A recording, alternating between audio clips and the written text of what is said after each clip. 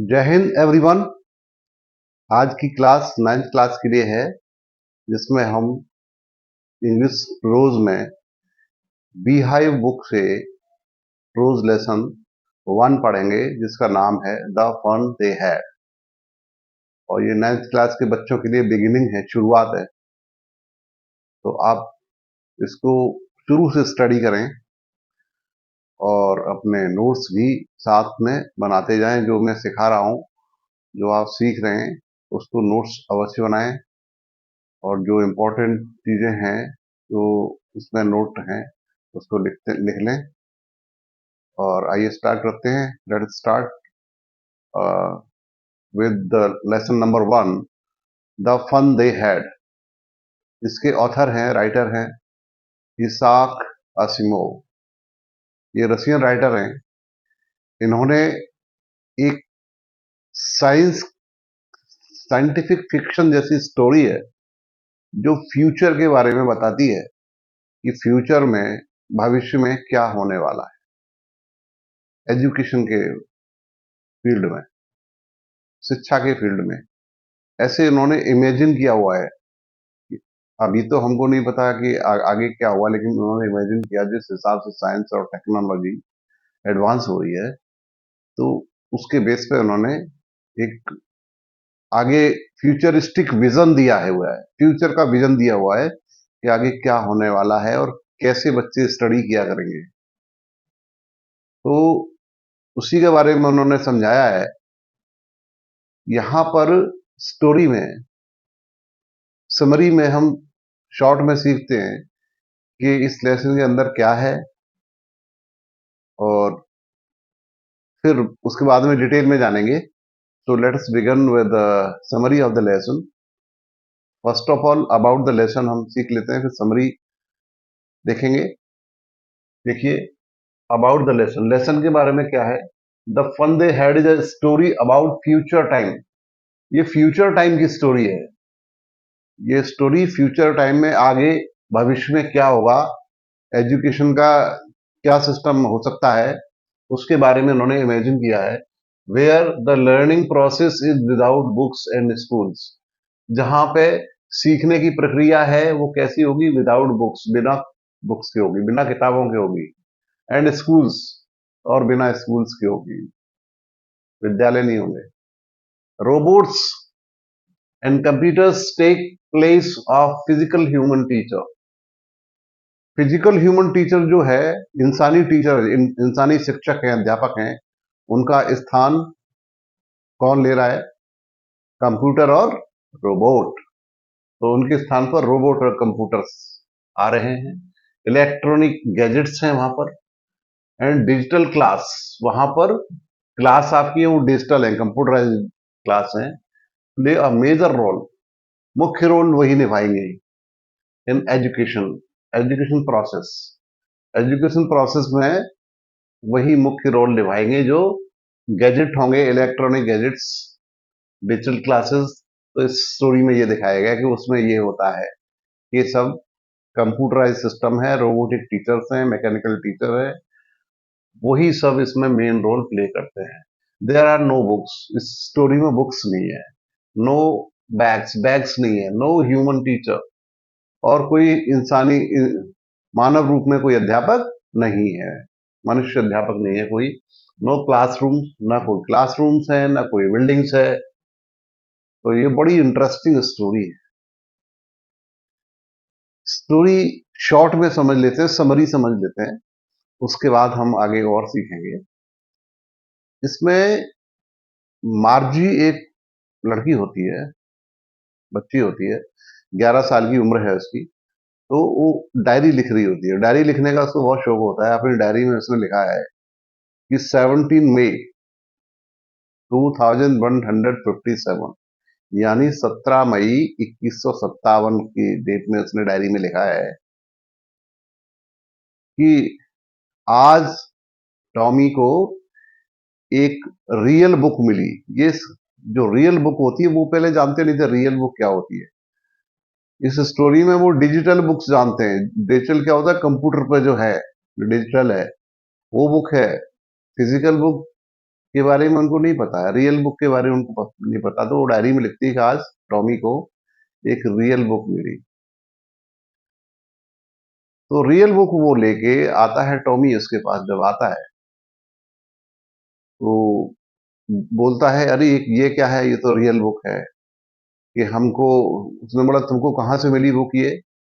तो टॉमी कहता है मेरे एटिक से मिली है, दुछत्ती जो अटारी होती है वहां से इसको मिली है, और वो बहुत खराब कंडीशन में है, पुरानी ओल्ड बुक है, दादाजी के जमाने की है।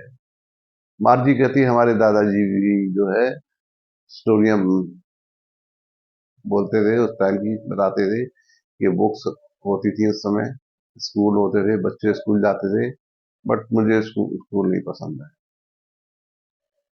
तो आगे वो बुक के बारे में और देखने लगते हैं, उनको थोड़ा इंटरेस्ट आने लगता है।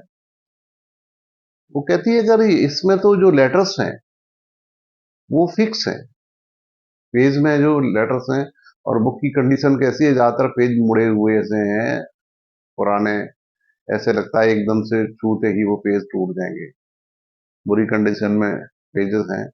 तो वो कह रही है कि अगला पेज पढ़ने के लिए, नेक्स्ट पढ़ने के लिए हमको पेज को उलटना पड़ता है, और जबकि हमारे डिजिटल में, कंप्यूटर में ऐसा नहीं है। वहां पर लेटर्स एक आसानी से एक जगह से दूसरी जगह मूव कर सकते हैं, मूव होते हैं वो, हम उसको मूव कर सकते हैं, लेकिन यहाँ पर लेटर फिक्स है। इस तरह से आपस में वो डिस्कस कर रहे होते हैं।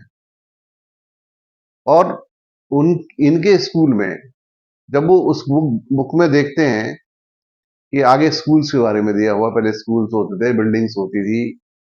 मार्जी कहती I don't like schools, books and buildings, तो उसको अच्छा नहीं लगता है।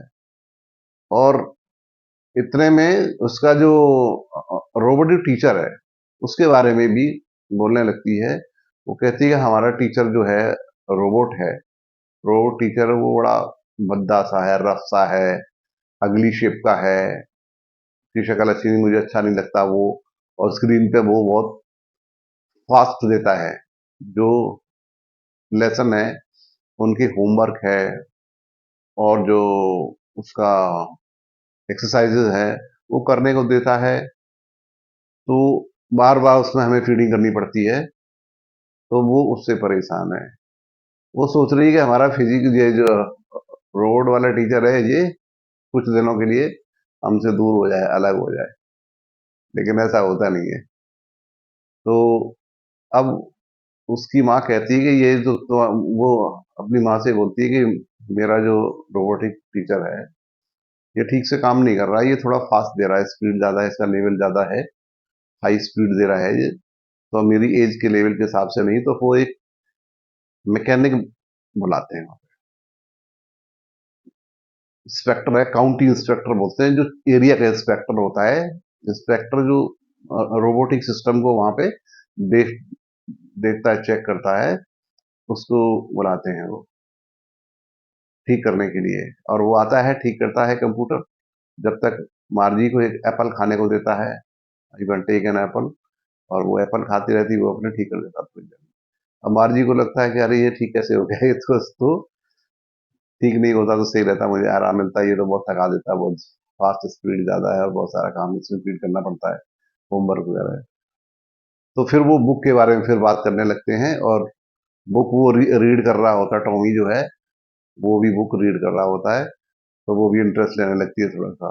इतने में जब वो ठीक हो जाता है, इनका रोबोट ठीक हो जाता है, कंप्यूटर ठीक हो जाता है, तो माँ कहती है कि उसको बोलती है, मार्जी को बेटा जाओ, तुम्हारी क्लास है, और इसकी क्लास भी होगी, टॉमी की, इसका भी टाइम हो रहा है, इसको जाने दो। तो लेकिन उनको बुक्स में, जो बुक है, रियल बुक है, उसमें इंटरेस्ट आ रहा है।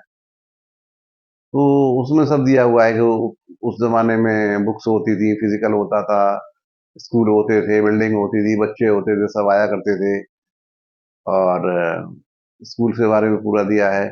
लेकिन मार्जी को वो स्कूल अच्छा नहीं लगता, फिजिकल स्कूल उसको अच्छा नहीं लगता, और अचंभा भी होता है, अरे इस टाइम में ऐसा होता था।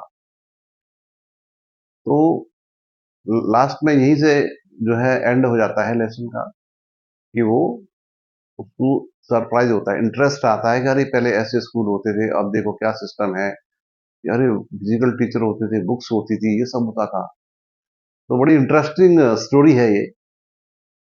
आप लेसन को जब गो थ्रू करेंगे तो ठीक से पढ़ेंगे, रीडिंग करेंगे तो और समझ में आ जाएगा।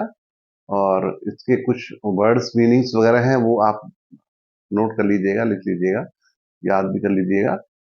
और उसके बाद इसके कुछ शॉर्ट आंसर क्वेश्चंस हैं, कुछ लॉन्ग आंसर क्वेश्चन हैं, कुछ एक्सरसाइजेज हैं, वो मैं आपको बताऊंगा। तो देखते हैं, ये जो है कुछ शॉर्ट आंसर क्वेश्चन है, उसको देख लेते हैं, फिर आगे पढ़ते हैं। ये है question and answers.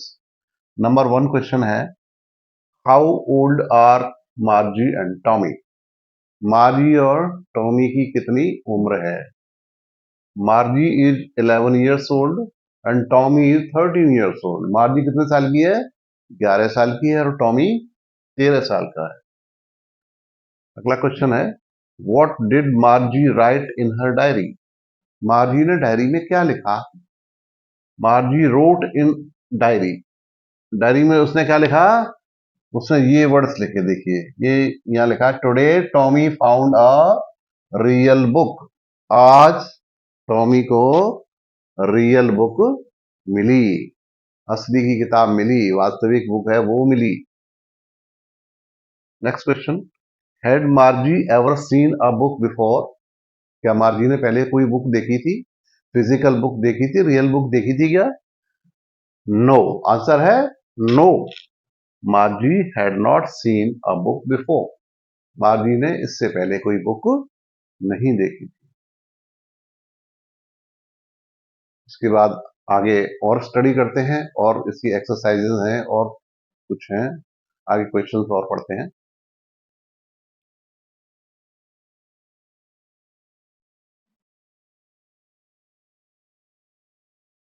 Next question 4 है, what things about the book did she find strange?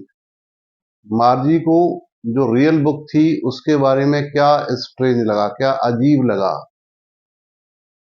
Answer में देखते हैं, she finds about the real book that the letters in the book are static and they do not move as the letters on computer screen. Moreover, the book is left aside after reading. मार्जी को उस book के बारे में, real book के बारे में क्या अजीब लगा? मार्जी को अजीब ये लगा कि मार्जी जब वो बुक देखती है, इसमें जो लेटर हैं वो स्टैटिक हैं, एक जगह से दूसरी जगह मूव नहीं होते हैं, फिक्स है।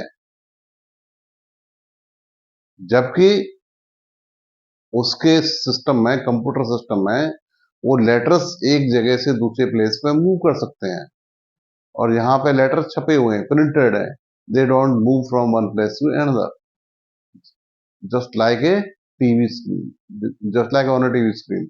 लेटर्स टीवी स्क्रीन पे तो उसको मूव करते हुए दिखाई देते हैं अपनी क्लास में, लेकिन बुक के अंदर यहाँ पर नहीं, बुक में हम छपे रहते हैं, प्रिंटेड रहते हैं।